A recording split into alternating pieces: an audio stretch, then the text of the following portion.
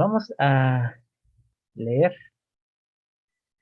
algunas ideas básicas de cosas que ya hemos visto para poder tener una mejor comprensión sobre el tema que vamos a ver el día de hoy, que es le puse 7, perdón, son los 72 nombres de Dios, de Hashem. Bueno, la palabra o las palabras Hashem se puede interpretar como el nombre.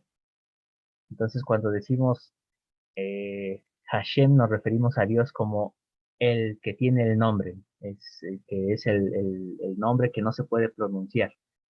Y entonces la pregunta aquí sería, ¿cómo es que vamos a hablar de los 72 nombres de Dios si el nombre de Dios no se puede pronunciar? Bueno, esto lo vamos a aclarar en esta lección, pero necesitamos recordar primeramente 7 ideas básicas. ¿Quién me ayuda, por favor, con la primera? Si quieres yo. Por favor.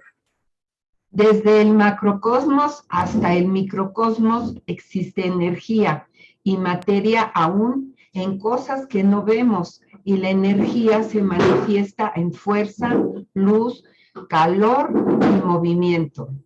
Muy bien, muchas gracias, hermana. ¿Alguna pregunta de este primer concepto? Muy bien. Entonces, esto no lo olviden, la energía se manifiesta en fuerza, luz, calor y movimiento. Y está en todo el universo, desde el nivel microcosmos hasta el macrocosmos. Idea número 2. ¿Quién me ayuda? La energía se presenta en forma visible al ojo natural, pero también existe una energía no visible y que solo puede ser identificada por medios refinados. Muy bien, muchas gracias. Creo que está bastante clara esta premisa. Hay energía que se manifiesta en el mundo material y hay energía que no se manifiesta en el mundo material, pero existe. Muy bien. Premisa número 3.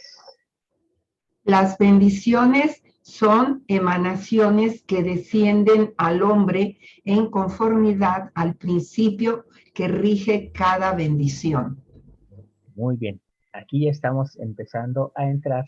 Lo que vimos anteriormente es del mundo de la física cuántica. Ahora entramos de la física cuántica hacia la física espiritual.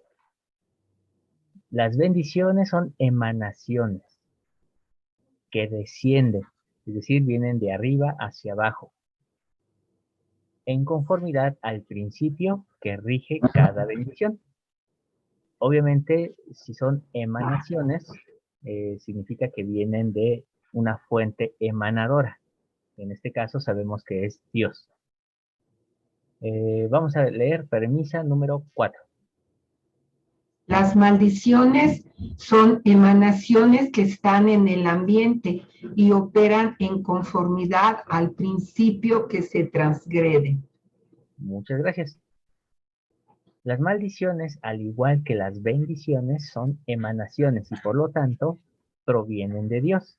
La diferencia es que las bendiciones descienden y las maldiciones ya están en el ambiente, a causa de que vivimos en un mundo caído. Entonces, esas emanaciones ya están operando en el ambiente y se activan de conformidad al principio que se transgrede. A diferencia de las bendiciones que caen sobre las personas de conformidad con la obediencia al principio. ¿Alguna pregunta hasta aquí? ¿O algún comentario? Bien, seguimos con premisa número 5. Las emanaciones son energía, luz, fuerza, calor y movimiento, que tienen repercusión en el mundo espiritual, así como en el temporal.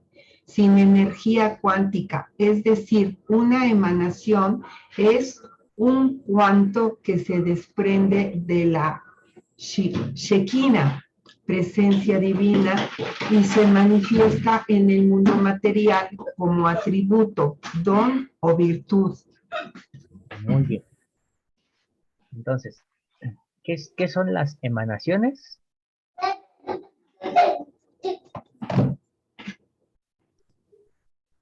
Son energía. Así es. Las emanaciones son energía. Y nos dice que tienen repercusión tanto en el mundo espiritual como en el mundo temporal o material. Y son energía cuántica. Aquí quizá es un concepto un poquito ya más avanzado en el sentido de que tiene que ver ya con la física.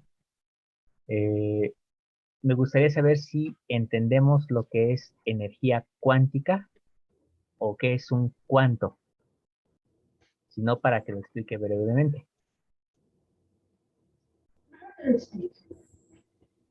Pues mejor explíquenos, por favor. Ok, claro que sí. Muy bien.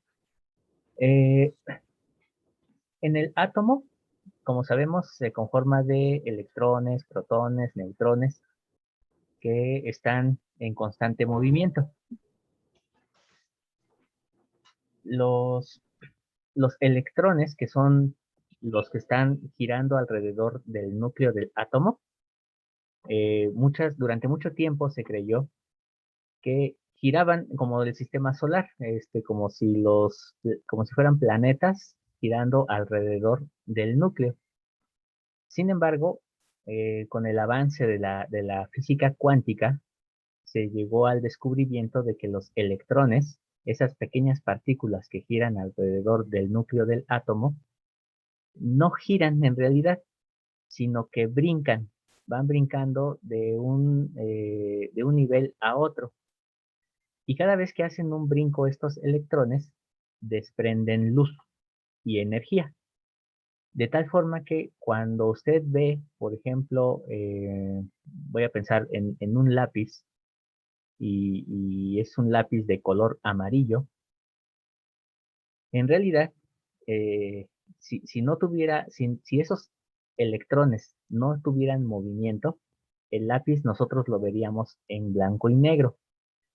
Pero como los electrones se están moviendo, a pesar de que lo vemos como un lápiz rígido de materia sólida, hay movimiento en el lápiz, en sus electrones, por lo cual nuestros ojos lo perciben de un color amarillo. Y así con cada objeto. Aunque sean objetos inertes, nosotros los apreciamos con un color, con cierta textura, gracias a que los electrones están en constante movimiento. Y entonces, eso que nosotros vemos en forma de color o en forma de luz que percibe nuestro ojo, esos pequeños, esas formas de energía son lo que se llaman cuantos. Cada vez que un electrón brinca de un nivel a otro, desprende luz y energía y a esa liberación se le llama cuanto. Entonces, las emanaciones que vienen de Dios son energía cuántica, es decir, son energía que se desprende de la Shekinah, de la presencia divina. Pero no es una fuerza constante, sino que vienen en cuantos, es decir, en pequeñas porciones. De tal forma que entonces la, la- las emanaciones, por eso se les llama así emanaciones, porque eh, son pausadas, vamos a decirlo así. No es una energía constante como la energía del sol que está pegando constantemente, sino que eh, eh, llega a nosotros a través de una forma cuántica. Y por ser energía, se manifiesta en luz fuerza, calor y movimiento. Pero como tiene repercusión en el mundo temporal, es decir, material, y en el mundo espiritual, nosotros lo podemos percibir como atributo, don o virtud. Y entonces ahí es donde empieza esta convergencia entre la física cuántica y lo que es el mundo espiritual. Ok, ¿alguna pregunta? ¿Se pudo contestar o más bien yo me di a entender Sí, Sí, sobre qué es un cuánto? sí, sí se entendió. Sí, bueno, yo sí. Muy bien, sí. les agradezco mucho. Eh, entonces, esto es lo que estamos viendo en el párrafo 5. Ahora vamos a ver el párrafo 6. Las emanaciones se pueden almacenar y ser emanadas. Se almacenan en vasijas a nivel del alma, Meshana, Meshana, y se conocen con el nombre de Sefirot, Sefira en singular. Muy bien, gracias, hermana.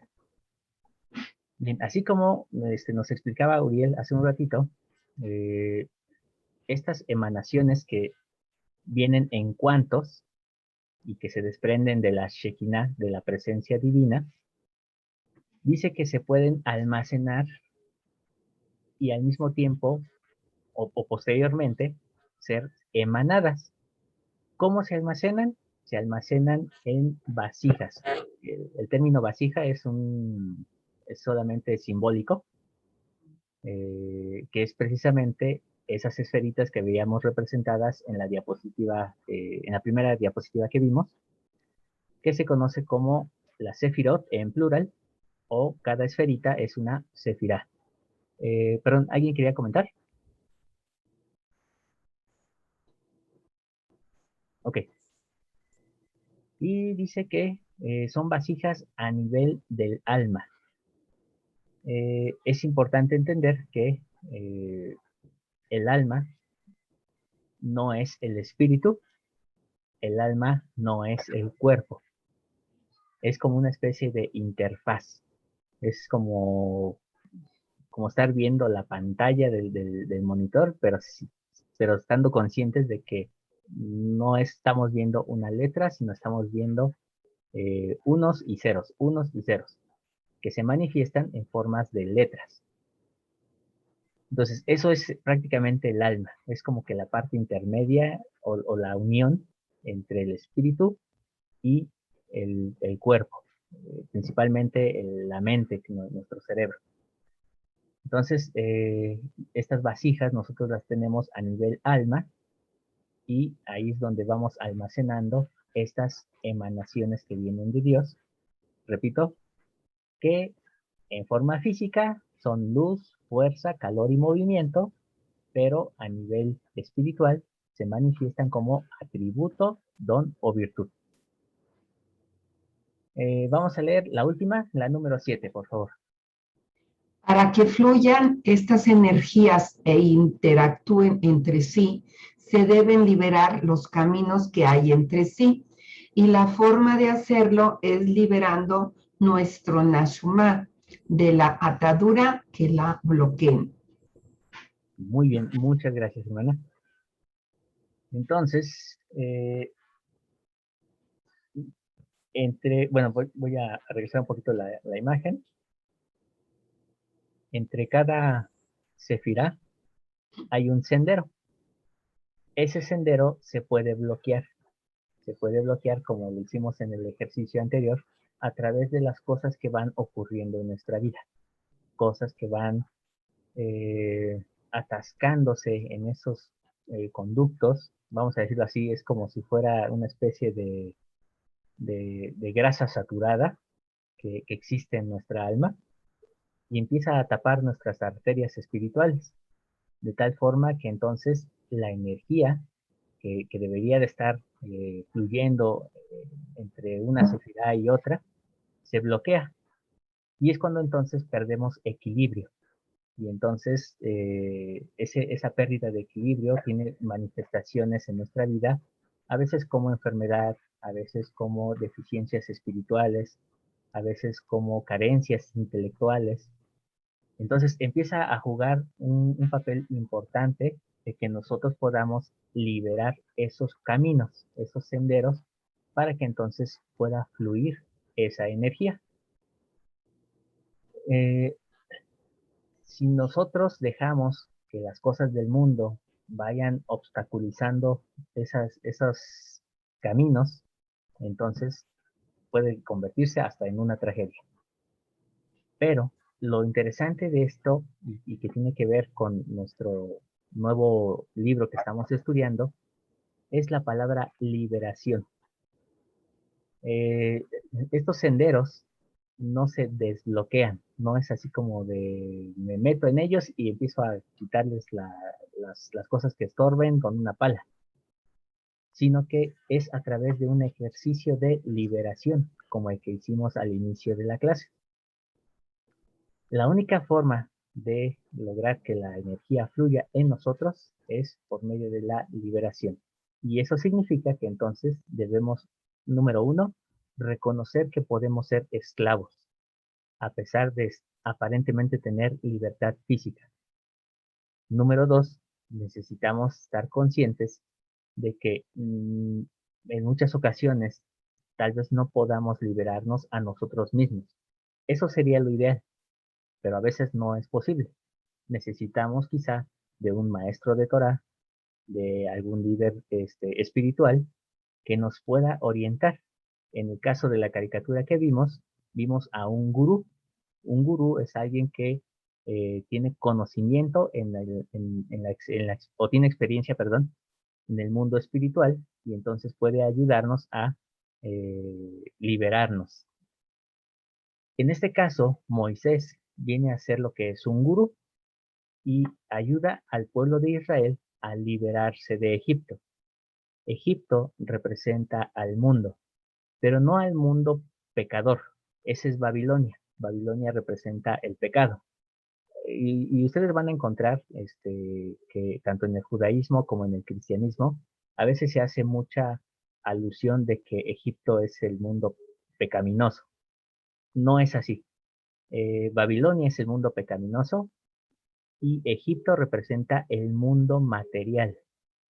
Cuando nosotros estamos esclavizados en el mundo material, ahí es donde tenemos que enfrentar nuestra verdadera liberación.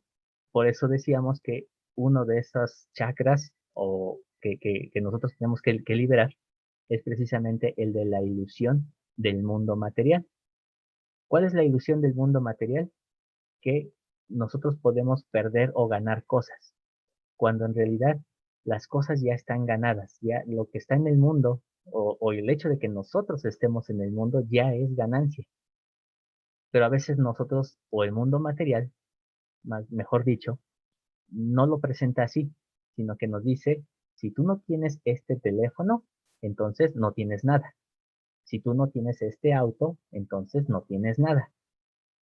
¿Y qué pasa? Que entonces empezamos a esclavizarnos viviendo en el mundo material. La forma más evidente de la esclavitud, pues es el crédito, pero existen muchas otras formas de entrar en esa esclavitud. La esclavitud a los vicios, eh, que a veces aparentemente nos dan cierta libertad, pero en realidad no son otra cosa más que una atadura muy sutil. Entonces, esto es lo que representa Egipto, la esclavitud en el mundo material. Moisés es nuestro gurú que nos ayuda a entender cómo liberarnos de Egipto y nos enseña que primeramente tenemos que hacer panes sin levadura, es decir, dejar cualquier cosa que pueda parecer que viene de Egipto. Si vamos a hacer algo, si vamos a liberar nuestra alma, tiene que ser con pureza en la verdad, con pureza en el amor, no con materialismo en el amor, no con materialismo en la verdad, porque entonces se corrompe, se empieza a leudar la masa. Y así empezamos a encontrar una serie de simbolismos que van ocurriendo hasta que llegamos al mar y tenemos que enfrentarnos al ejército de Faraón a las espaldas y al mar que está dispuesto a tragarnos en la parte de enfrente. Pero antes de seguir, necesitamos recordar algunas cosas. Más que recordar, es como una especie de advertencia. Vamos a ver cuáles son. Les pido una disculpa, yo estaba seguro que había anotado 72, pero ahí dice 7. En realidad son 72, los 72 nombres de Hashem. Entonces vamos a ver cuáles son las observaciones imprescindibles. Si no tenemos en cuenta esto, todo se sale de control. ¿Quién me ayuda? Yo, si quieres, Juan. Por favor, Uriel. La primera, no son nombres, son sonidos, vibraciones en hebreo que producen estados de conciencia elevados, como mantras. Se produce por la repetición vocal. Esto produce un ajuste de los códigos moleculares y nos coloca en un nivel más cercano a la fuente central del Dava, la palabra. Muy bien, gracias. Entonces, es importante recordar que estos 72 nombres de Hashem en realidad no son nombres, son sonidos. Y en alguna ocasión, de hecho al principio del curso, si no me equivoco, fue en la primera clase, voy a adelantarme un poquito una imagen. Decía que estas figuras, que son las consonantes hebreas, representan una figura, pero esta figura tiene la misma, valga la redundancia, tiene la misma figura que las ondas sonoras que producen los delfines. Y se ha comprobado científicamente que las ondas sonoras de los delfines ayudan a combatir el cáncer, entre otras enfermedades.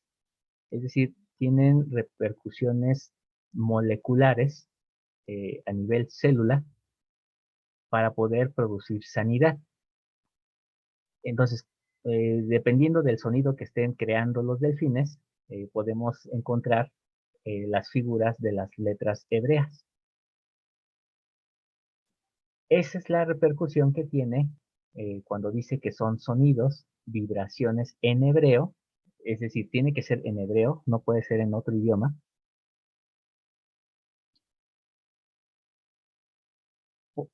Que producen estados de conciencia elevados.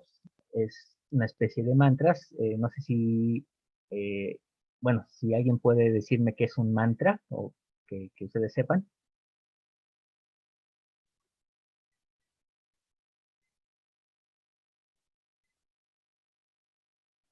Uriel. Bueno, pues los mantras también vienen de esta filosofía más india, y son una clase de palabra o principio eh, que se repite constantemente para su meditación y de alguna forma su repercusión material. Correcto. Así es. El más famoso es el Om. Este sonido produce vibraciones en nuestro organismo y como sabemos, gran parte de nuestro ser es agua, entonces recibe modificación molecular. Entonces, lo mismo ocurre con los 70 nombres. Párrafo número 2. Por favor, Uriel. Sí, no son nombres, son fuerza lumínica que surge por la observación constante de las letras escritas. Esto abre el entendimiento y la capacidad de concentración, observación, comprensión y edificación. Muy bien, muchas gracias. Bueno, aquí yo podría hacer un paréntesis porque, como ustedes saben, conocemos el hebreo antiguo existe un hebreo moderno, pero hay algo más todavía trascendente, que es el paleohebreo. Esta parte que se refiere a que son una fuerza lumínica que surge por la observación constante de las letras. Aquí solamente sería la pregunta si son de qué hebreo, si del paleohebreo o del hebreo antiguo. Pero bueno, eso es solamente algo que queda como en la reflexión. En realidad, ahorita vamos a profundizar más en ese aspecto, pero el simple hecho de ver las letras, ya sea en paleohebreo o en hebreo antiguo, nos ayuda a abrir en el entendimiento la capacidad de concentración, observación, comprensión y edificación. El simple hecho de verlas. Entonces, es muy impactante y es la razón por la cual el hebreo se resiste a morir como idioma. Párrafo número 3. Por favor, Uri. No son nombres, son palabras organizadas compuestas de 3 consonantes. Su combinación conecta con el ADN espiritual y permite liberar tus poderes divinos personales, así como lograr el control y dominio de tu propia realidad física, aún tener dominio sobre los elementos. Muy bien, gracias. Se cuenta, eh, esto de acuerdo tanto al Zohar como a algunos escritos talmúdicos, que en la vara de Aarón estaban grabados los 72 nombres de Hashem, y que por medio de esta vara fue que se podían hacer los grandes milagros. Por la vara fue que se convirtió en serpiente, se convirtió el mar, el río Nilo se convirtió en sangre, se abrió el mar rojo, etcétera, etcétera. Entonces, se cree que estos 72 nombres fueron los que permitieron el control sobre los elementos. Lo que es un hecho es que al tener un estado de conciencia mucho más elevado, significa que entonces tenemos el mismo pensamiento que Dios. Y entonces lo que estamos dispuestos a hacer es lo que Dios mismo haría si estuviera aquí en la tierra. No el Hijo, no es Jesucristo, sino Dios mismo. Si Dios mismo estuviera aquí en la tierra, ¿Él qué haría? Hasta ese nivel es que nos puede llevar este tipo de ejercicio. Pero reiteramos 3 veces aquí, no son nombres. Entonces, en esta última ocasión son palabras organizadas compuestas de 3 consonantes. Uriel. Sí, aquí me gustaría hacer un paréntesis desde mi percepción, por supuesto, respetando la tuya. Ujú. Eh, y es que el judaísmo está entre varios, pues obviamente interpretaciones y varias pues corrientes de pensamiento. En este caso, el paleohebreo, por ejemplo, surge de los jeroglíficos egipcios, el protosinaítico, así se denomina. Pero también estamos viendo conexiones con filosofías orientales más dármicas, hinduistas. Em, Me llama mucho la atención. Hay muchas similitudes o algunas especificidades de estas filosofías hinduistas que pues sí, ciertamente tienen conexión con los esquemas de pensamiento que tiene la cultura judía. Me llama la atención que se mencionen los mantras y esta influencia, voy a denominarla mística, que tienen para acceder a elementos o energías un poco más inmateriales que repercuten en el mundo. Y bueno, son esto lo que son los mantras, ¿no? Y los nombres, y en mucho sentido, por eso los judíos a veces tienen como miedo o cierto cuidado en la lectura de la misma Torá, porque piensan que repercute o que abre ciertas puertas o que puede, pues sí, causar ciertas cosas, ¿no? Ujú. Em, Sin embargo, también lo que me gusta del judaísmo es que se abre a ciertos niveles de interpretación. Una interpretación no tiene toda la verdad y para poder acceder a la verdad se requiere de convivir con otras interpretaciones. Desde el punto de vista egipcio, por ejemplo, eh, eh, el nombre que se le da a las cosas nos permite acceder a la funcionalidad o para el hombre que tiene.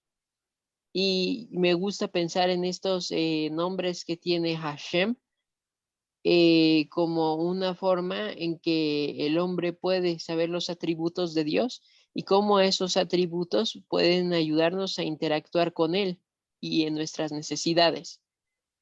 Entonces, eh, yo lo que diría, para no desvirtuar lo que estás mencionando, es que estás delimitando estas virtudes, atributos de Dios, nombres de Hashem, para poder pues hacer una buena dinámica de la clase enfocada a las necesidades de estos momentos y que se vean estos nombres como vibraciones y manipulación o consonancia con energía.